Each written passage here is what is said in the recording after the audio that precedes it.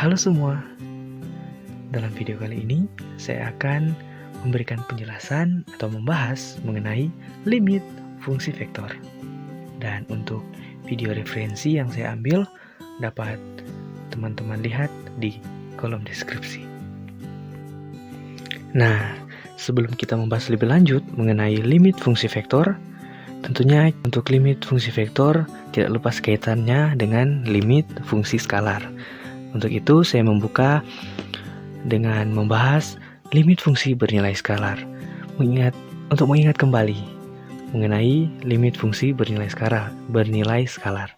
Nah, definisi dari limit fungsi bernilai skalar ialah misalkan I interval terbuka pada R dan F merupakan fungsi dari I ke R yang merupakan fungsi bernilai skalar. Dengan T0 anggota dari I, dapat kita katakan bahwa limit T menuju T0 untuk Ft sama dengan L. Jika untuk setiap epsilon besar lebih dari 0 dan setiap delta besar lebih dari 0 dengan mutlak T kurang T0 kurang dari delta jika mutlak F T kurang L kurang dari epsilon. Kemudian yang dimaksud dengan limit T menuju T0 untuk Ft sama dengan L, yaitu fungsi T dapat dibuat sebarang dekat ke L dengan cara membuat T cukup dekat ke T0 yang tidak sama dengan T.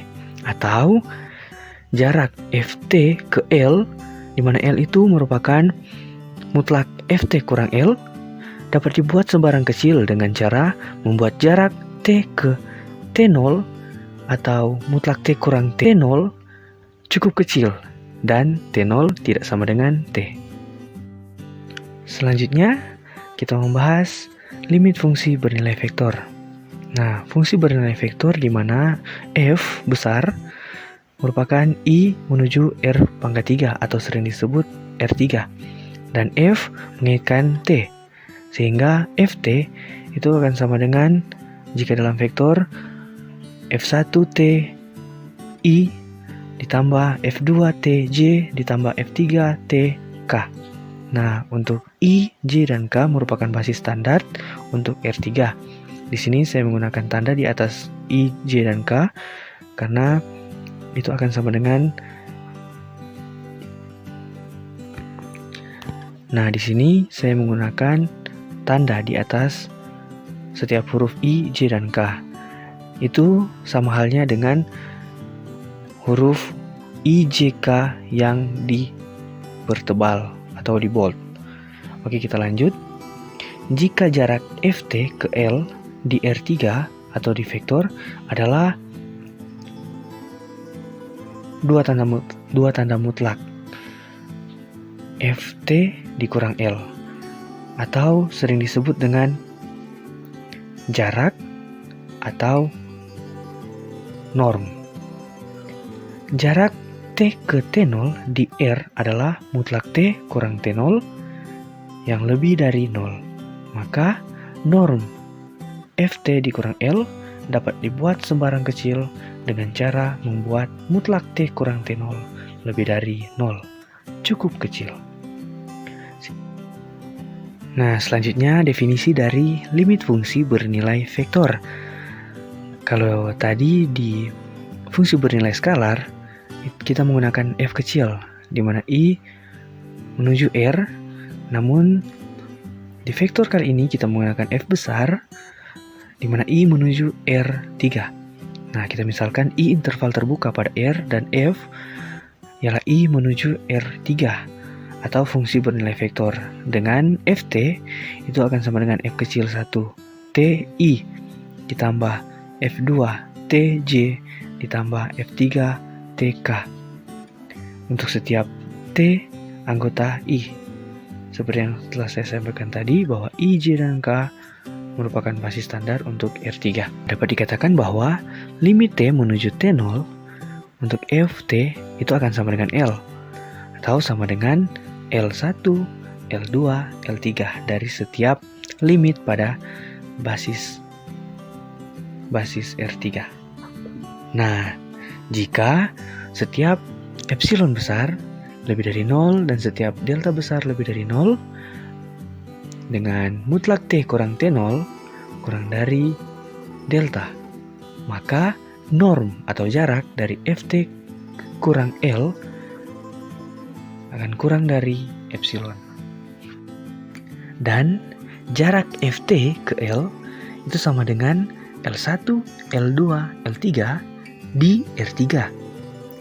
Atau sama dengan norm Ft kurang L sama dengan akar dari dalam kurung F1T kurang L1 pangkat 2 ditambah dalam kurung F2T kurang L2 pangkat 2 ditambah dalam kurung F3T kurang L3 pangkat 2. Lambang dari T menuju T0 menyatakan T0 tetap, T bergerak ke T0, dan T tidak sama dengan T0. Ada ukuran jarak dari T ke T0. Jarak dari T ke T0 semakin kecil atau proses tak hingga. Kemudian lambang dari Ft menuju L menyatakan L tetap, Ft bergerak ke L seiring dengan T bergerak ke T0. Ada ukuran jarak dari Ft ke L. Jarak Ft ke L semakin kecil dalam proses tak hingga. Selanjutnya saya membahas mengenai teorema sifat limit fungsi bernilai vektor.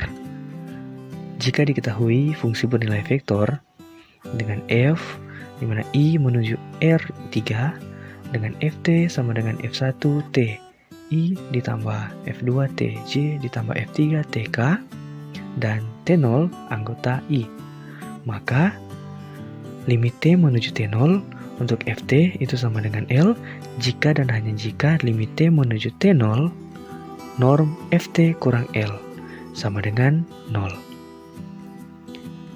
Kemudian limit T menuju T0 Ft sama dengan L sama dengan L1, L2, L3 jika dan hanya jika limit T menuju T0 untuk Fit sama dengan Li untuk setiap I sama dengan 1, 2, dan 3. Dan limit fungsi bernilai vektor tunggal. Nah, jika diketahui dua limit, di sini ada limit T menuju T0 untuk F T sama dengan L dan limit T menuju T0 untuk G T sama dengan M.